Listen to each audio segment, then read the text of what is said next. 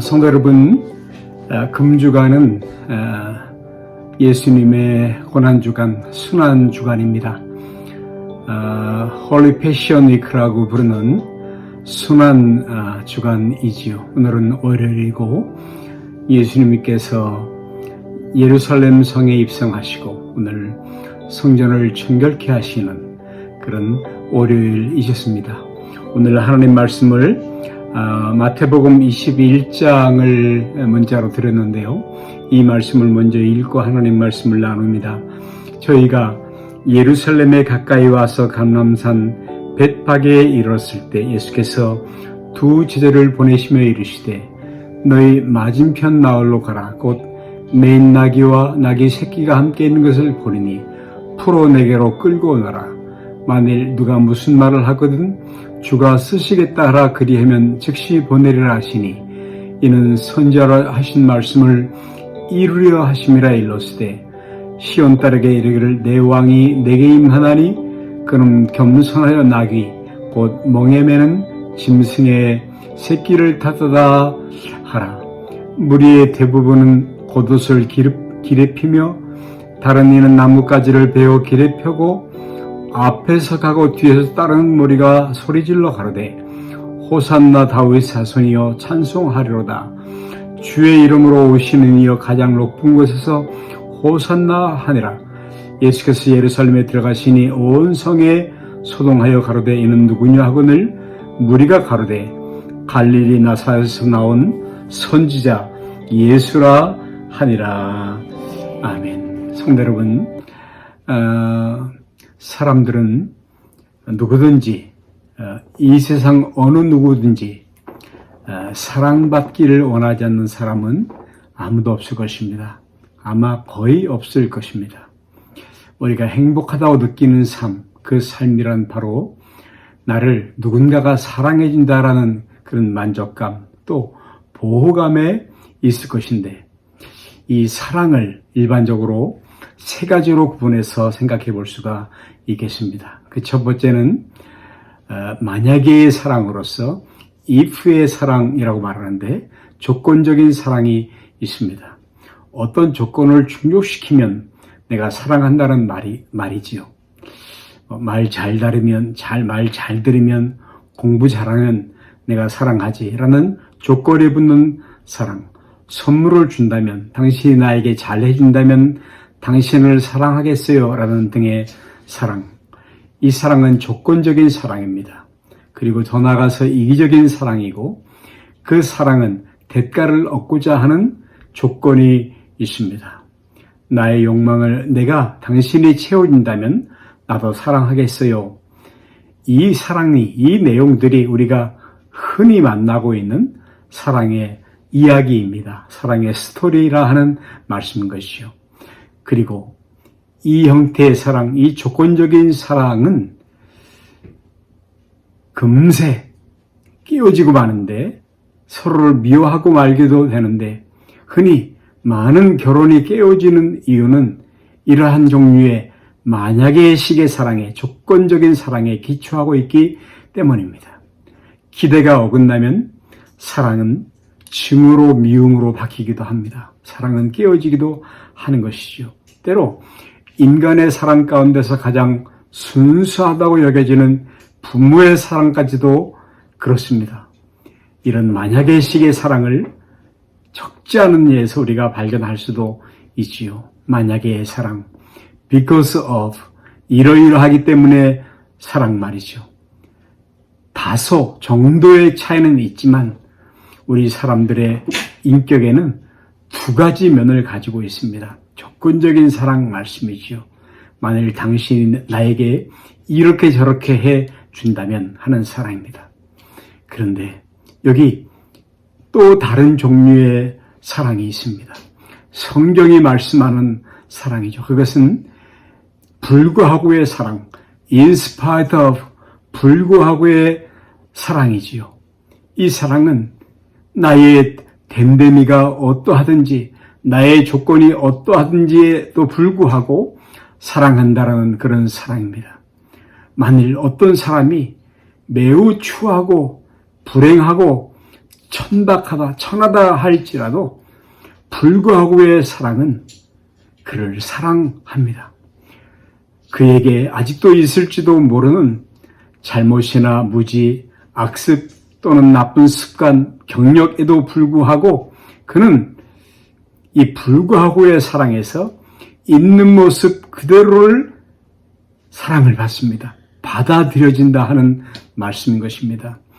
무가치해 볼지 모르지만 전혀 무가치하다 할지라도 그는 마치 무한한 가치가 있는 사람인 것처럼 받아들여집니다. 사랑을 받아지게 됩니다. 그리고 이러한 사랑이야말로 우리가 모두 갈구하는 사랑 아니겠습니까? 만일 누가 이 세상에 아무도 어느 누구도 관심을 가져주지 않는다고 한다면, 그것을 만약에 느낀다면 그가 하루하루를 어찌어찌 살아간다 할지라도 누군가 나를 사랑해준다라는 그런 희망이 없이 당신은 생에 남은 시간의 삶을 살아갈 수 있겠습니까? 불행하게 살아갈 수 있지 않겠습니까? 우리는 모두 누가 나를 사랑해 줄까 하고 기대해 봅니다. 그리고 기대해 보지만 결국 실망으로 바뀌는 것은 나를 사랑해 주기를 바라는 사람, 그 사람 자신도 누군가에게서 사랑을 갈구하고 있습니다. 사랑을 찾고 있다라는 말씀인 것입니다. 사랑하는 성도 여러분, 이 세상에서 가장 귀중한 사랑은 바로 불구하고의 사랑이죠. 어떠하지만 사랑한다는 사랑이죠. 그리고 이 사랑을 예수 그리스도 안에서 이 사랑이 충족된다라는 것이 바로 성경의 놀라운 메시지입니다. 하나님께서 당신을 사랑하신다라는 메시지가 성경에 나타나 있는 것이죠. 로마서 5장 8절에는 우리가 아직 죄인 되었을 때에 그리스도께서 우리를 위하여 죽으심으로 하나님께서 우리에게 대한 자기의 사랑을 확증하신 것이라고 말씀을 하고 있습니다. 우리가 약하여서 죄인되고 죄인 되어서 하나님과 원수되고 하나님의 진노 아래 있고 그럴 때에 죄인일 때 나를 사랑하신 사랑, 그 사랑이 바로 불구하고의 사랑입니다. 조건적인 사랑, 계산적인 사랑, 이기적인 사랑이 아니고 바로 in spite of 사랑, 불구하고의 사랑이며 바로 예수 그리스도 안에서 이런 식의 사랑을, 이런 류의 사랑을 누릴 수 있다고 하는 것이 바로 성경이 말하는 놀라운 메시지인 것입니다. 하나님은 독생자 예수 그리스도를 이 땅에 보내셨습니다. 육신을 입혀 보내셨고, 그리고 모든 사람을, 사랑을 받아들이는 모든 각 사람을 만족시키고자 남는 충분한 사랑을 주셨습니다. 예수님께서 나에게 오심으로 인간은 이 처음으로 비로소 이 순수하고 이 완전한 그 완벽한 사랑을 맛볼 수 있게 되었고, 그리고 가슴으로 느낄 수 있게 되었습니다. 예수님께서 나에게 가져온 사랑은 만약의 사랑, 조건적인 사랑이 아니죠. 예수님은 우리를 지금 있는 모습 그대로를 사랑하신 것입니다. 그분에게 내가 이용할 만한 가치가 있어서가 아니죠. 그 증거는, 예수님이 우리를 사랑하신 증거는 바로 십자가에서 죽으셨다라는 증거인 것입니다. 아무런 조건도 없는 나를 위해서 말씀이죠. 그 나를 위해서, 그 사랑에 보답할 수도 없는 나를 위해서 예수님께서는 엄청난 값을 치르셨습니다. 생명을 내주셨습니다. 피를 흘려주셨습니다. 십자가에서 인류의 죄를 위해 대신해서 죽으셨습니다. 성도 여러분, 예수 그리스도의 사랑은 지금도 원하는 사람에게, 받아들이는 각자에게 지금도 여기서 주어지는 사랑입니다. 실제하는 사랑인 것입니다. 만일 당신이 예수님 그 사랑을 있는 모습 그대로 내 모습 이대로 받아들입니다 라고 구하기만 하면, 찾기만 하면 지금도 부활하셔서 여러분 옆에 계시는 바로 그 주님께서 부름에도 불구하고, 연약함에도, 죄인 되었음에도, 병들었음에도 불구하고 당신을 대하시려 합니다. 사랑하시려 하십니다. 이 사랑의 근원은 예수 그리스도이십니다. 한때 십자가에서 죽으셨던, 그리고 지금은 부활하셔서 살아계신 예수님이십니다. 주님이십니다. 성도들이여, 우리들도, 그리스도인들도 날마다 매일처럼 이 사랑의 예수님께로 나아가셔야 합니다. 예수님은 이 사랑이, 이 순수한 사랑이 흘러나는 샘의 근원이실 것입니다. 날마다 주님께로 나아가야 합니다. 하나님은 창조주이시고 그리고 완전하신 유일하신 하나님이십니다. 인간의 사랑이란 우리가 생각하는 것만큼 그렇게 순수할 수는 없습니다. 순수하지 못합니다. 조건이 붙어 있습니다. 순결한 사랑에도 감춰져 있습니다. 조건이. 그러나 우리에게 전달된 하나님의 사랑, 그 사랑만이 참되고 유일한 그런 불구하고의 사랑입니다. 여러분, 만약에 내가 사랑을 이러이러하다면 받을 수 있어 라고 말한다면 그 사랑에는 끊임없는 긴장, 끊임없는 노력이 요구될 것입니다. 하나님께서 우리의 됨됨이, 우리의 존재를 생각한다면, 따지신다면 사랑하실 수가 없습니다. 그러나 주님은 우리의 있는 모습 그대로를 사랑하십니다. 우리의 어떠하심에 상관없이 사랑하고 계십니다. 그래서 이 하나님의 사랑을 받아들이기란 그렇게 쉽지 않습니다. 이 선택을 하기가 어렵다는 말씀입니다. 우리 사람은 이미 조건적인 사랑에 길들여져 있어서 이 하나님의 사랑, 무조건적이고 완전한 사랑, 내가 어떠함에도 불구하고의 사랑을 받아들이기가 어렵다 하는 말씀입니다. 그러나 겸손히 마음을 열고 주님께 사랑을 받아들여야 합니다.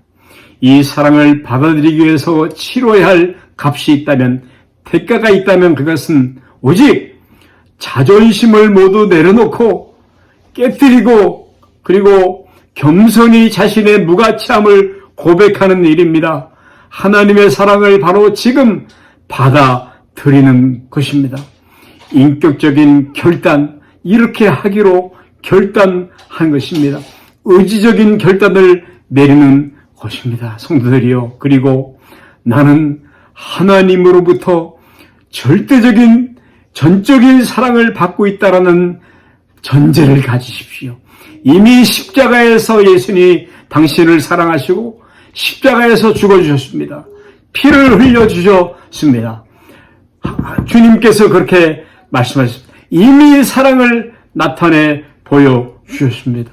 우리는, 저와 여러분은 사랑을 받고 있는 사람들인 것입니다.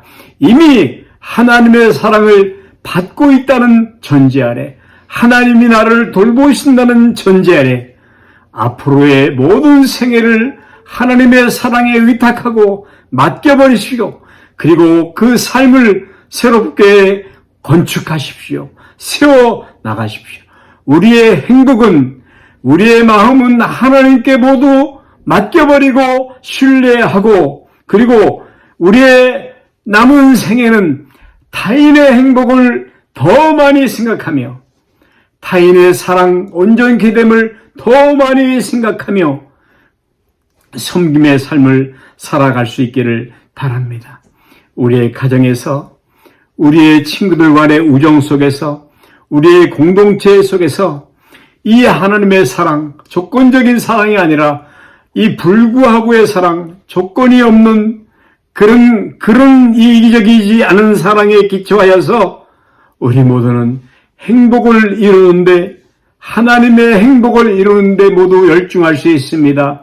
쓰임 받을 수 있습니다. 이제 말씀에 결론을 내리고자 합니다. 이제 나가는 말씀을 함께 나누고자 합니다. 그 말씀은 요한일서 4장 9절에 있는 말씀인데, 우리가 사랑함은 그가 먼저 우리를 사랑하셨기 때문이라고 말씀하십니다. 우리가 사랑함은 하나님이 먼저 우리를 사랑하셨기 때문입니다. 하나님은 사랑의 근원, 마르지 않는 샘이십니다. 지금도 흘러나는 사랑의 샘이십니다. 우리가 이 하나님의 사랑을 이미 받았다면, 여러분, 우리 성도들은 이제 하나님의 사랑을 나누는 복의 통로, 그 흐르는 통로, 그 흘려보내는 통로로 우리가 하나님의 은혜에 쓰임받을 수 있게 되는 것입니다. 그렇게 성령께서 우리 각 사람을 도우시기를 오늘 월요일 기도합니다. 아멘. 할렐루야. 할렐루야.